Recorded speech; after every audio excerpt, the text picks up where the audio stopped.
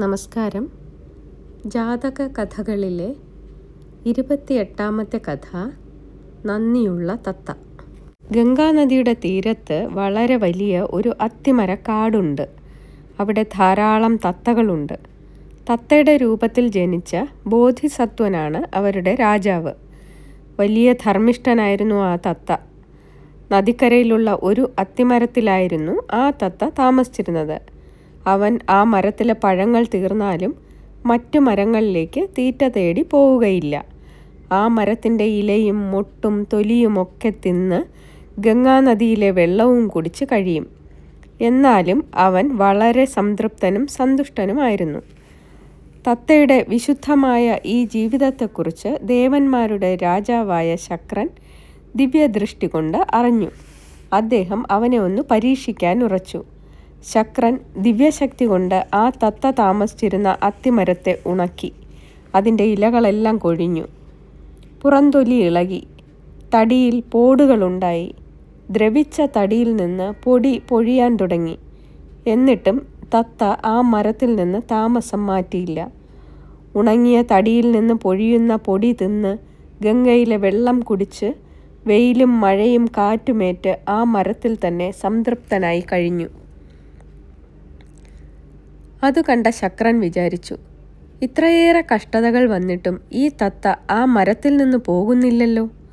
എന്നാൽ അവനെ നേരിട്ടൊന്ന് പരീക്ഷിക്കുക തന്നെ. അതിൽ ജയിച്ചാൽ അമൃതിന് തുല്യമായ പഴങ്ങൾ ഉണ്ടാകുന്ന ഒരു അത്തിമരം അവന് നൽകണം. ഒരു പക്ഷിയുടെ രൂപത്തിൽ ശക്രൻ ആ തത്തയുടെ അടുത്തെത്തി മെല്ലെ ചോദിച്ചു, പ്രിയപ്പെട്ട തത്തേ, നീ എന്തിനാണീ ഉണങ്ങി വീഴാറായ മരത്തിൽ കാറ്റും വെയിലുമേറ്റ് കഴിയുന്നത്? അപ്പുറത്ത് നല്ല പഴങ്ങളുള്ള എത്രയോ മരങ്ങളുണ്ട്. അതിലേതിലെങ്കിലും ഒന്നിലേക്ക് പോകരുതോ? അത് കേട്ട തത്ത പറഞ്ഞു, ഞാൻ ജനിച്ചതു മുതൽ ഈ മരത്തിലാണ് കഴിയുന്നത്. ഈ മരത്തിൻ്റെ നല്ല കാലത്ത് മാത്രമല്ല ചീത്തക്കാലത്തും അതിൽ തന്നെ കഴിയാനാണ് എനിക്കിഷ്ടം. മരണം വരെ ഞാൻ അതിൽ തന്നെ കഴിഞ്ഞോളാം. ഈ മറുപടി കേട്ട് ശക്രൻ സന്തുഷ്ടനായി. അദ്ദേഹം പറഞ്ഞു, ഞാൻ ദേവന്മാരുടെ രാജാവായ ശക്രനാണ്. നിന്റെ നിസ്വാർത്ഥമായ ഈ മനോഭാവം ശ്രേഷ്ഠം തന്നെ. അതിനാൽ നിനക്കെന്ത് വരം വേണമെങ്കിലും ചോദിച്ചോളൂ. അപ്പോൾ തത്ത പറഞ്ഞു, പ്രഭോ, ഞാൻ സംതൃപ്തനാണ്. എനിക്ക് ഒരു വരവും വേണ്ട. പിന്നെ അങ്ങേക്ക് നിർബന്ധമാണെങ്കിൽ ഈ ഉണങ്ങിയ അത്തിമരത്തിന് വീണ്ടും ജീവൻ നൽകിയാൽ മതി. വീണ്ടും തത്തയുടെ നിസ്വാർത്ഥത ശക്രന് ബോധ്യപ്പെട്ടു. അദ്ദേഹം ഗംഗയിൽ നിന്ന് ഒരു കൈക്കുമ്പിൾ വെള്ളം കോരി ഉണങ്ങിയ മരത്തിൽ തളിച്ചു. അതോടെ ആ മരത്തിൽ ഞെട്ടിയുണർന്നതുപോലെ പച്ച പൊടിക്കാൻ തുടങ്ങി. തളിരും ഇലയും വന്നു. പിന്നെ പൂവും കായുമുണ്ടായി.